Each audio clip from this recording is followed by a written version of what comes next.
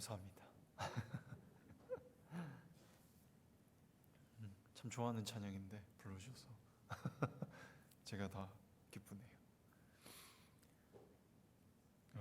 이제 오늘 말씀 나누겠습니다.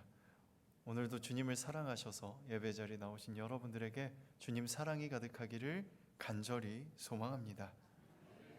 오늘 말씀을 보면 이렇게 시작하고 있습니다. 근심하게 한 자가 있었을지라도 나를 근심하게 한 것이 아니요 어느 정도 너희 모두를 근심하게 한 것이니 어느 정도라 함은 내가 너무 지나치게 말하지 아니하려 함이라 라고 말하고 있잖아요. 이게 여기서 끊어져 있어가지고 도대체 뭘 근심하게 한다는 거고 누가 누굴 근심하게 한다는 거고 이렇게 조금 맥락이 잘 안 맞아요. 그래서 2장 1절을 보면요, 내가 다시는 너희에게 근심 중에 나아가지 아니하기로 스스로 결심하였노니, 쭉 읽어드릴게요. 내가 너희를 근심하게 한다면 내가 근심하게 한 자밖에 나를 기쁘게 할 자가 누구냐? 내가 이같이 쓴 것은 내가 갈 때에 마땅히 나를 기쁘게 할 자로부터 도리어 근심을 얻을까 염려하며 또 너희 모두에 대한 나의 기쁨이 너희 모두의 기쁨인 줄 확신함이로라. 내가 마음에 큰 눌림과 걱정이 있어 많은 눈물로 너희에게 썼노니 이는 너희로 근심하게 하려 한 것이 아니요 오직 내가 너희를 향하여 넘치는 사랑이 있음을 너희로 알게 하려 함이라. 근심하게 하는 자가 누구라고요? 그래서 안 나오잖아요, 잘. 근데 보면 대충 느낄 수 있어요. 지금까지 편지를 써서 지적했던 사람들이 있잖아요. 바울 사도가 끊임없이 야, 그 교회에 이런 사람들 있잖아. 그러면 안 돼. 그 교회에 이런 사람도 있지. 그러면 안 된다니까. 계속 지적을 해왔어요. 특히 고린도 교회는 유독 많은 지적을 당한 교회 중에 하나죠. 수없이 지적을 하다 보니까 바울 사도가 이제 고린도 교회에 방문을 할 때마다 자기 마음이 근심이 되는 겁니다. 사랑의 마음으로 말했다고 생각했는데 와서 보니까 안 그래도 될 사람들도 마음 아파하고 있는 거예요. 그래서 고민하고 기도를 많이 했나 봅니다. 많이 기도했더니 내린 결론이 그겁니다. 내가 너희를 근심하게 한다면 내가 근심하게 한 자밖에, 그러니까 바울 사도를 근심하게 만든 그 나쁜 사람밖에 기뻐할 사람이 없다는 거예요. 그리고 바울 사도가 열심히 많이 말해봤자 어차피 그 사람은 들어요, 안 들어요? 안 듣죠. 네. 왜? 왜 안 들을까요? 몰라요. 자기가 모릅니다. 사람은요, 자기가 무슨 잘못을 하면 그 잘못을 알 수가 없어요. 왜냐하면 나한텐 그게 너무 당연하고 너무 자연스러운 일이거든요. 누군가가 그걸 보고 상처받을 거라는 생각을 못합니다. 혹 누가 상처받아서 화를 내도요, 그걸 들으면서 이렇게 생각합니다. 쟤는 뭐 저렇게 예민해? 그래서 바울 사도를 근심하게 만든 그 사람들은 아무리 편지를 쓰고 아무리 설교를 해도 모르는 거예요. 바울 사도가 가면 누가 기뻐해요? 그러면 바울 사도를 근심하게 만든 그 사람이 기뻐하는 겁니다. 그걸 여러 번 당하고 나를 기쁘게 했던, 바울 사도를 기쁘게 했던 아름다운 성도들은 괴로워하고 죄책감을 가지고 이게 내 얘기인가 보다, 내가 실수를 많이 했나 봐, 이러고 있는 걸 보면서 바울 사도가 스스로를 돌아보고 반성합니다. 내가 너희를 너무 근심하게 만들었나 봐. 그런 의도가 아니었는데, 내가 너희를 사랑해서 걱정해서 한 거였는데 내가 너무 좀 심했나 봐. 그리고 오늘 읽은 말씀을 그들에게 하는 겁니다.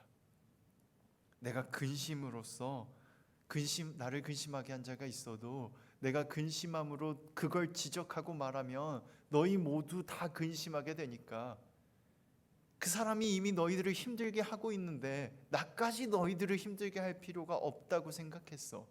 그러니 이제는 어느 정도만 말할게. 심하게 말하지 않을게. 그리고 차라리 그를 용서하고 위로할게. 너희도 그렇게 했으면 좋겠어. 왜요? 6절에 나옵니다. 이러한 사람은 많은 사람에게서 벌 받는 것이 마땅하도다. 이미 수많은 사람에게 미움받고 있어요. 교회에서만이 아니라 밖에 나가서도 똑같을 거란 말이죠. 본인도 모르는 사이에 수없이 많은 사람들에게 미움받고 있을 사람이에요. 굳이 그 사람을 더 외롭고 괴롭게 하지 말라는 겁니다. 자기가 무슨 잘못을 했는지는 모를 테지만 말하면 이 사람의 마음이 상하겠잖아요. 괴로울 거잖아요. 말하는 그 사람의 마음도 상할 거잖아요. 그리고 특히나 바울 사도처럼 사도나 대표가 그 사람을 지적하고 말하면, 혹 그 사람을 정확하게 지적하기가 좀 뭐해서 편지에 쓴 것처럼 그 교회에 이런 일이 있었잖아, 조심해 라고 말하면 다른 모든 사람들도 함께 상처받고 함께 근심하니까 차라리 나를 상처 입히고 힘들게 하는 그 사람을 용서해 버리라는 겁니다. 나도 앞으로는 그렇게 할게 라고 말하면서 말하고 있는 거예요. 그러니 우리가 사랑으로 하자, 사랑으로 그들에게 나타내자라고 말하고 있습니다. 그러면서 쭉 말하기를요, 너희가 범사에 순종하는지, 9절입니다. 그 증거를 알고자 하여 내가 이것을 너희에게 썼노라. 너희가 무슨 일에든지 누구를 용서하면 나도 그리하고, 내가 만일 용서한 일이 있으면 용서한 그것은 너희를 위하여 그리스도 앞에서 한 것이니 이는 우리로 사탄에게 속지 않게 하려 함이라. 우리는 그 계책을 알지 못하는 바가 아니로라 라고 말하고 있습니다. 어디서 많이 들어본 얘기 아닙니까? 우리가 매 주마다 열심히 하잖아요. 그렇죠. 주기도문에 나오는 얘기죠. 시험에 빠지지 않게 하시고 형제를 용서한 것처럼 나도 용서해 달라고. 우리가 누군가를 용서할 때 단순히 그 용서는 내가 그 사람을 용서하는 걸로 끝나는 게 아니라 하나님 앞에서 용서하는 게 된다는 거예요. 왜요? 하나님이 나를 용서하셨거든요. 하나님이 먼저 나를 사랑해 주셨거든요. 내가 그 사랑을 느끼고 누군가에게 그 사랑을 나누는 순간 내 안에 있는 용서가 살아있게 되는 겁니다. 그냥 내 안에 들어와 있었던 나만의 감동으로 끝났던 그 용서가 내가 받았던 하나님의 사랑이 누군가에게 나눠지는 거예요. 전해지는 겁니다. 우리가 망각하고 있는 게 바로 그거죠. 사실 우리는 연약하고 사람이라서요, 내 마음에 안 드는 행동, 내 기준에서 어긋난 행동을 하는 사람을 보면 기분이 나빠요. 그리고 내가 생각하기에 그게 공동체의 위해가 된다고 생각이 들면 그 사람을 지적하는데 한 점 거리낌이 없습니다. 왜요? 내가 생각하기에 그것은 옳은 일이니까요. 그런데 바울 사도가 말하는 겁니다. 본인도 그렇게 했잖아요. 끊임없이. 이제 고백하는 거예요. 내가 그렇게 했더니 상처받지 않아도 될 사람들도 상처받아. 사랑의 마음으로 한다고 했는데 내가 지적하고 혼내는 그게 너무 많은 사람들을 상처받게 해. 그러니 이제 차라리 그 사람 하나 용서하면 되는 거잖아. 그냥 그 사람 하나 용서하고 끝낼게. 너희도 그랬으면 좋겠어. 우리가 그것 때문에 서로 얼굴 붉히고 마음 아파하지 말자. 용서하는 순간 하나님의 용서가 우리 안에 살아있게 되는 거니까 우리가 그냥 용서하고 끝내자. 하나님 앞에 바로 서자. 우리가 먼저 바로 서는 게 더 중요하잖아.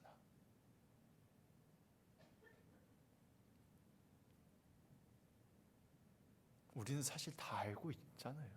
다 알고 있어요. 우리 그 누구도 정답을 모릅니다. 그 누구도 정답을 알 수 없어요. 어떤 게 옳은 거고, 어떤 게 좋은 거고, 어떻게 예배드려야 하고, 어떻게 기도해야 하나님을 만날 수 있고, 어떻게 찬양해야 하나님의 감동을 느낄 수 있고 하나님의 사랑을 느낄 수 있는지 우리는 다 모릅니다. 이렇게 말하면 꼭 누가 이렇게 말해요. 에이, 목사님 성경에 써 있잖아요. 신령과 진정으로 하면 되죠. 신령과 진정으로가 도대체 어떻게 한대요? 예를 들어 볼까요? 저 유명한 여의도 순복음교회는요, 거기 열심히 다녔던 형이 군대에 있을 때 말해줬는데, 예배 끝나면 모든 예배 시간 끝나고 통성 기도를 1시간씩 한답니다. 은혜롭죠? 정말 은혜롭잖아요. 거기 들어가서 해보실래요? 누군가에겐 은혜가 될 겁니다. 누군가에겐 힘들 거예요. 어떤 교회는요, 주일 낮 예배 시작하기 전에 준비 찬양을 1시간 한답니다. 은혜롭잖아요. 누군가에겐 괴로울 거예요. 어떤 교회는요, 설교를 50분 한대요. 성도들이 그걸 원한대요. 그 성도들은 그걸 듣고 은혜를 받는데요. 누군가는 그게 괴로울 거예요. 어떻게 신령과 진정으로 예배드려요? 어떻게 누군가를 사랑해요? 우리는 답만을 쫓다 보니까 답을 말하면 끝나는 걸로 착각해요. 아니요. 그게 진짜 답이 되려면 내가 어떻게 왜 그것을 할 건지를 생각하고 행동해내야 하는 겁니다. 바울 사도는 끊임없이 용서받았음을 강조합니다. 죄인 되었던 내가 예수님을 박해하고 손가락질하고 욕하고 죽였던 내가 용서받아서 너희들 앞에 섰어라고 말합니다. 이렇게 말하는 바울 사도조차도 끊임없이 사람들을 훈계하고 혼냈어요. 그리고 이제야 고린도 교회 앞에서 고백하는 겁니다. 내가 사랑한다고 말하면서 너희를 너무 아프게 했어. 이제는 그렇게 하지 않을게. 그러니까 너희도 그렇게 하지 않으면 좋겠어. 너희가 다투고 분란을 일으키는 게 어느 정도 내 책임이 있는 것만 같아. 그러니까 우리가 이제 서로 용서하자. 그냥 서로 용서하게. 문제가 되는 그 사람 있으면 그 사람 하나 용서하자. 어려운 거 다 압니다. 그러나 나도 부족하잖아요. 나도 똑같잖아요. 하나님이 나를 사랑해 주셨잖아요. 괜찮다고 해주셨잖아. 근데 왜 나는 못해요? 할 수 있어요. 단지 그 순간에 감정이 너무 복받쳐서 그런 것 뿐이잖아요. 잠깐 심호흡하고 그 잠깐만 참으면 그 다음에는 용서할 수 있잖아요. 물론 그 잠깐 참는 것도 굉장히 힘든 일입니다만 하나님이 우리와 함께 하십니다. 하나님이 우리와 함께 하셔요. 부족한 우리도 용서하셨는데 그 사람이라고 용서 못 하시겠어요? 부족한 나도 용서하셨는데 용서 못 하겠느냐고요. 오늘 이상하게 설교가 똑같은 주제여가지고 중고등부 설교 때도 본문은 달랐는데 그런 얘기를 했거든요. 바울 사도의 고백과 같은 고백을 제가 하나 합니다. 중고등부 때 원래는 친구가 회장이 되고 제가 회장이 되고 친구가 찬양단장이 됐어야 되는데 그 친구가 워낙 활달하다 보니까 뜬금없이 그 친구가 회장이 됐어요. 그래서 저한테 찬양단 단장을 하라는 겁니다. 음치박치였고 이제 노래가 조금 늘어가고 있었거든요. 네. 단장을 하면 안 되는데 단장이 된 거예요. 근데 목청은 또 커가지고 열심히 불렀습니다. 근데 그냥 열심히만 불렀으면 괜찮은데요. 연습을 할 때마다 애들을 혼냈어요. 더 크게 불러야지, 더 열심히 해야지, 잘해야지. 그랬더니 어떻게 됐냐면요. 단장이 되고 3주 만에 애들이 아무도 안 나왔습니다. 찬양 준비 찬양을 시작해야 될 시간이 됐는데도 아무도 안 와요. 반주자도 안 와요. 제가 어떻게 할게요? 혼자 올라가서 무반주로 불렀습니다. 몇 번 반복되고 아예 예배도 안 나오는 지경이 되니까 그런 생각이 들었습니다. 잘하려고 하는 게 맞나? 찬양을 잘하려고 하는 게 맞는 건가? 단장이 됐으니 책임감을 가지고 잘해야겠다는 욕심에 열심히 애들을 가르치고 혼냈어요. 선배들한테 배웠던 거 그대로 했습니다. 아니요, 2-3배는 더 했어요. 마음을 고쳐먹었습니다. 애들이 그래도 찬양단을 하고 싶은 마음은 있으니까 연습은 안 빠졌거든요. 맨날 혼나면서도 정작 준비 찬양 때는 안 와도 그 마음 먹고 나서부터는 못해도 잘했다고 했습니다. 고생했다고 했어요. 사실 잘 생각해보면 거기 와 있는 것 자체가 대단한 거거든요. 얼마나 놀고 싶겠어요. 그 교회는 찬양을 연습을요 토요일날 오후 3시에 모여서 하고 주일날 중고등부 예배 끝나고 1시간 동안 해요. 2시간을 합니다. 중고등부 학생들이 자발적으로 그렇게 했던 거거든요. 근데 단장이 되고 나니까, 그리고 어렸을 때부터 목사 되겠다고 맨날 교회에 붙어 살았다 보니까 애들이 얼마나 귀중한 시간을 빼서 거기 와 있는지를 잊어버린 거예요. 그래서 혼냈던 겁니다. 아무도 준비 찬양 때 안 나오고 혼자 부르는 게 3주가 되고, 좀 더 지나니까 아무도 예배조차 안 나오게 되니까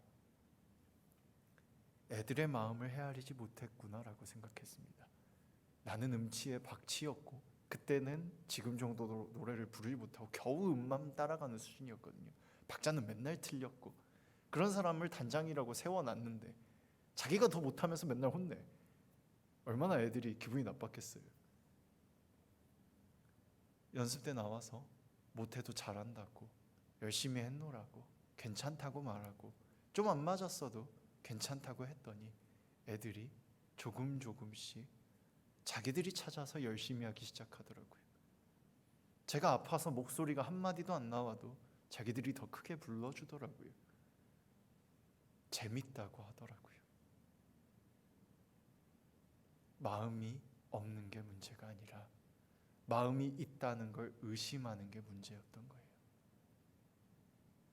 마음이 없는 거 아니야? 있으면 더 열심히 했겠지라고 생각했던 제가 그 아이들과의 관계를, 동생들과의 관계를 겪으면서 오늘 함께 읽었던 바울 사도와 똑같은 깨달음을 얻었습니다. 아, 용서하면 되는데 내가 뭐라고? 내가 용서하지 않아서, 내가 고작 그거 하나 내 마음에 안 들었다고 화 한 번 낸 것 때문에 애들이 열심히 하고 있었는데 괴로워하고, 그 괴로움 때문에 예배조차 나오지 못할 정도가 됐었구나. 많이 힘들었겠구나. 그냥 문제가 되는 게 보이면 한번 용서했으면 되는데, 한번 하나님 앞에 기도했으면 되는 건데, 함께 손잡고 함께 하자고 괜찮노라고 말했으면 되는 건데. 오늘 말씀을 준비하면서도 그런 생각을 참 많이 했습니다. 나는 지금 많이 나아졌을까? 열심히 동생들을 혼내고 후배들을 혼냈던 그때 그 깨달음을 얻어놓고 지금 20년 가까이 흘렀는데 나는 많이 나아졌을까? 여전히 저는 고집세고 연약하고 독선적입니다. 저도 모르는 순간 툭툭 그것이 튀어나와요. 그러면 안 되지라는 생각 때문에 저도 모르게 아니라고 말하고, 그건 아니죠라고 말하고, 설명하고 설득하기 시작할 때가 어마어마하게 많습니다. 그런데 잘 생각해 보면 내가 하나님이 아닌데 나도 모르게 내 기준에 맞게, 내 생각에 맞게, 내 마음에 맞게 하고 있을 때가 많아요. 특히 부목사로 살면서 목사님이 하나님 앞에 세운 교회의 방향성을 지켜야 하는데 저도 모르게 그걸 늘 염두에 두고 있으면서도 때때로 그것에서 어긋나는 걸 할 때가 있습니다. 그때마다 오늘 읽은 말씀과 바울 사도를 기억합니다.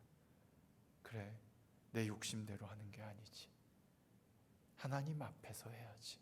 하나님 뜻대로 해야지. 오늘 우리가 함께 돌아봤으면 좋겠습니다. 하나님이 우리를 사랑하십니다. 부족하고 연약한 우리를 사랑하고 용서해 주셨습니다. 이제 우리도, 모든 사람은 못할지라도 지금 곁에 있는 누군가, 매일 만나는 누군가, 집에 가면 기다리고 있는 그 누군가 용서할 수 있으면 좋겠습니다. 용서가 잘 안 되면 위에서 기도할 수 있으면 좋겠습니다. 우리가 용서하지 않으면 상처가 깊어지고 아픔이 깊어질 뿐입니다. 우리가 먼저 용서하지 않으면 우리 안에 들어온 하나님의 사랑과 용서가 생동감 있게 살아나지 못하고 그대로 굳어져서 딱딱해질 뿐입니다. 우리 안에 들어온 그 사랑을 우리도 누군가에게 나눌 수 있기를 원합니다. 간절히 소망합니다. 주님 안에 사랑으로 함께 할 수 있기를, 함께하는 우리가 되기를 간절히 소망합니다. 기도하기 전에 옆 사람한테 한번 해볼까요? 그래도 사랑합니다 여러분, 사랑합니다.